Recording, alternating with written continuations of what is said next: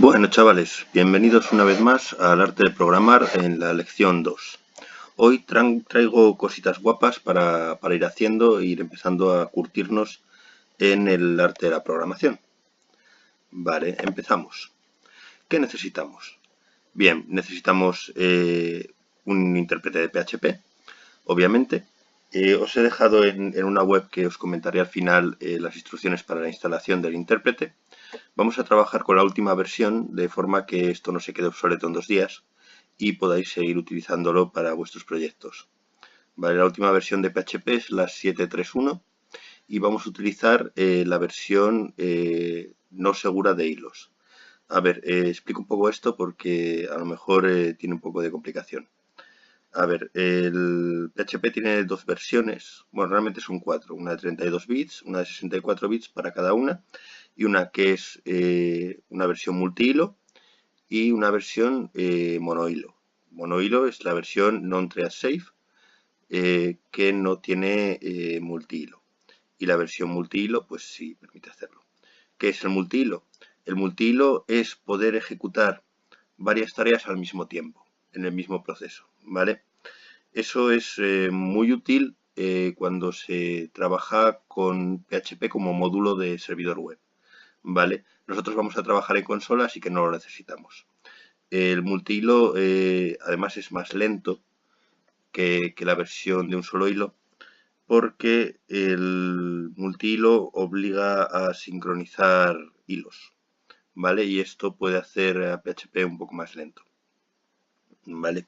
En consola, como solo vamos a tener un proceso y un único hilo, no nos preocupa, ¿vale?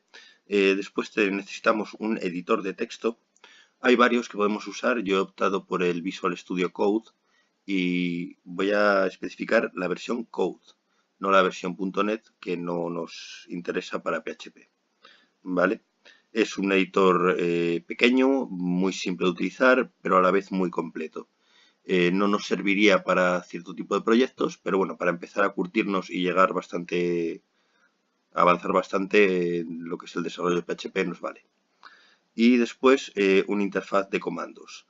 Una interfaz de comandos, bueno, si alguno de vosotros ha oído hablar del MS2, es la línea de comandos donde se escriben los comandos por teclado. Vale, no tenemos un icono bonito para darle doble clic, no. Pero tampoco hay que tenerle miedo a la línea de comandos porque se usó durante mucho tiempo y tiene ciertas peculiaridades que son incluso superiores en algunas tareas a los interfaces gráficos, ¿vale? Ya hablaremos de ello en su momento. En la instalación de PHP, bueno, os he dejado un pequeño documento, pero podemos utilizar las instrucciones de la web. En realidad, PHP consiste en bajarse el programa, un archivo comprimido con el código, descomprimirlo en una carpeta y añadirlo al path. La configuración es bastante simple porque lo único que tenemos que configurar son las extensiones de PHP que vamos a utilizar y el directorio donde están esas extensiones, ¿vale? Lo explico en el documento. En principio los módulos que necesitamos son el mbstrings, que es el que hace todo el tratamiento de textos, ¿vale? De forma muy eficiente. El intl, que es el que trabaja con fechas, números, internacionalización, todo lo que es internacionalización en realidad.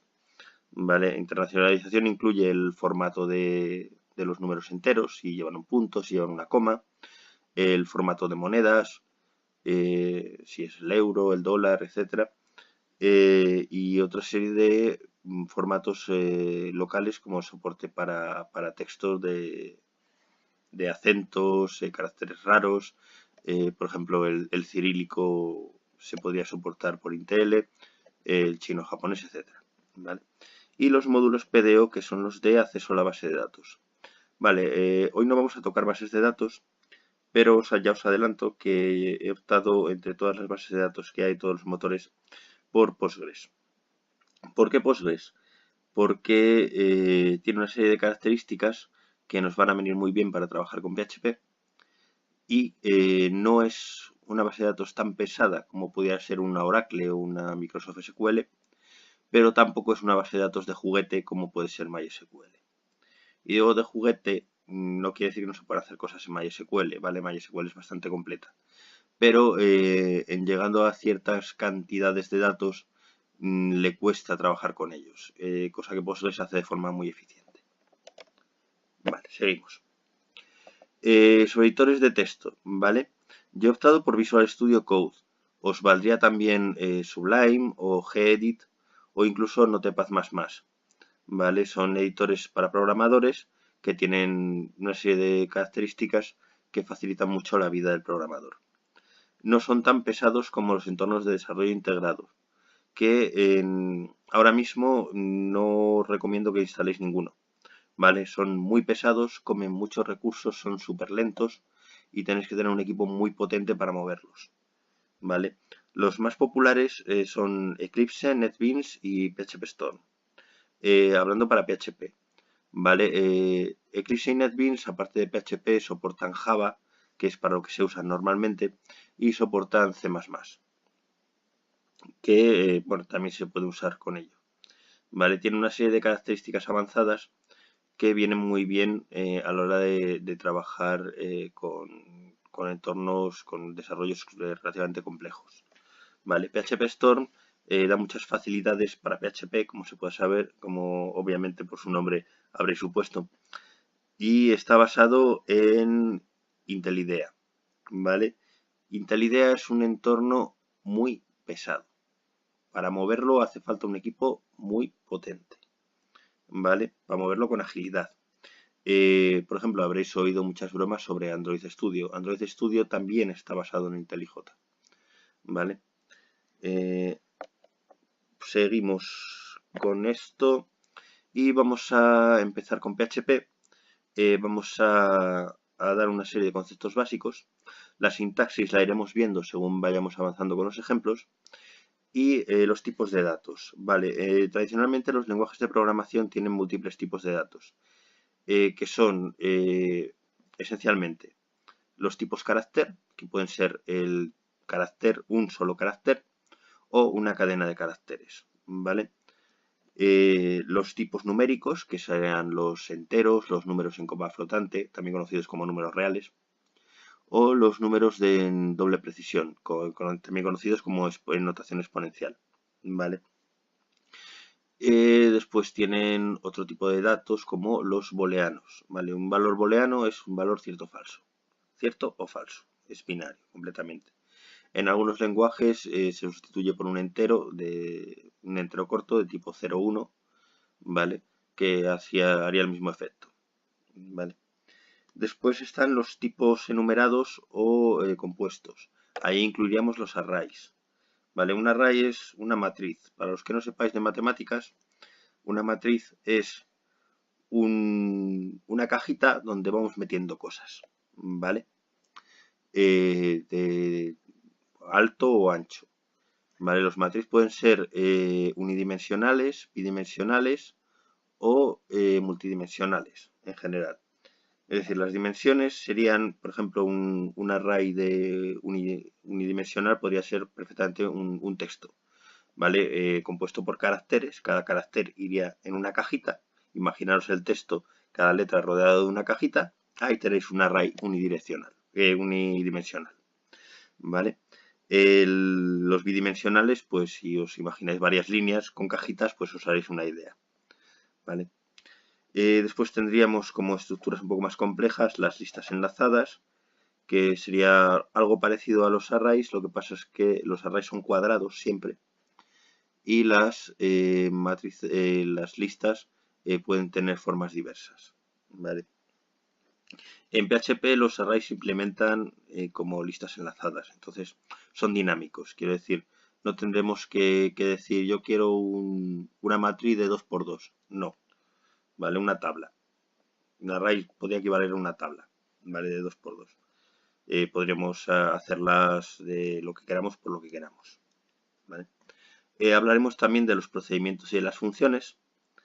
Las funciones y los procedimientos solo se diferencian en una cosa, que es que las funciones devuelven un valor y los procedimientos no tienen por qué, ¿vale?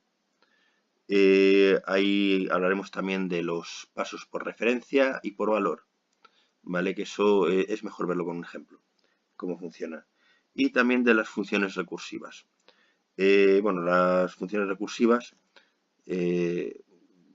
podemos decir que hay que verlas también con un ejemplo, porque la recursividad solo se entiende cuando antes se ha entendido la recursividad, ¿vale? El próximo día pasaremos a la orientación a objetos de PHP. Hoy no la vamos a tocar y vamos a ver algunos ejemplos, ¿vale? También recalcaros que no tenemos que tenerle miedo a los interfaces de comandos, ¿vale? Llamados CLI, por si lo queréis buscar por internet. Son interfaces de línea de comandos, Command Line Interface, ¿vale? Ponemos tres. El CMD, que sería, lo tiene Windows, tiene un comando que si buscáis en el menú CMD os saldrá el símbolo del sistema, ¿vale? El PowerShell, que es el que se intentó que usara Windows, pero bueno, es muy potente, pero también es más difícil de manejar. Y la gente está poco acostumbrada, tampoco ha tenido mucho éxito. Y el entorno Bash, que es el que se utiliza en Unix, que también lo hay para Windows, ¿vale? De hecho, si instalamos el Git, que es un sistema de versionado de código, en Windows ya viene con esta interfaz de comandos y podremos usarlo en Windows nativamente. Para los que uséis Linux o Mac, que sepáis que cada vez que abrís una terminal tenéis un bash, ¿vale? Es muy potente y tiene muchas facilidades que veremos en su momento. Vale, yo voy a usar bash cada vez que queramos ejecutar algo en línea de comandos. Vale, vamos a ver hoy unos ejercicios bastante simples. Primero un hola mundo, que es el más típico ejercicio de programación que hay. Vale, después vamos a ver cómo se recorre un array, una matriz. Acostumbrados a la notación array, porque yo lo voy a llamar así, es notación inglesa. Aprovecho para deciros que si no sabéis inglés, deberíais aprender si vais a querer programar, ¿vale? Vamos a ver cómo se llama una función, cómo se llama un procedimiento, los pasos por valor y referencia, que ya hemos hablado, y lo que es una función recursiva, ¿vale? Todos estos ejercicios los podéis descargar en un repositorio que he habilitado, que veis en pantalla ahora mismo, también está en la descripción del vídeo. Y ahí encontraréis también las instrucciones de instalación de PHP y de Visual Studio Code y de el Git, ¿vale? Son instrucciones muy escuetas, hay múltiples tutoriales en YouTube que podéis consultar si queréis más detalles, aunque si habéis instalado alguna vez un programa en Windows no creo que necesitéis mucha ayuda, ¿vale? Pues nada, empezamos ahora con el código.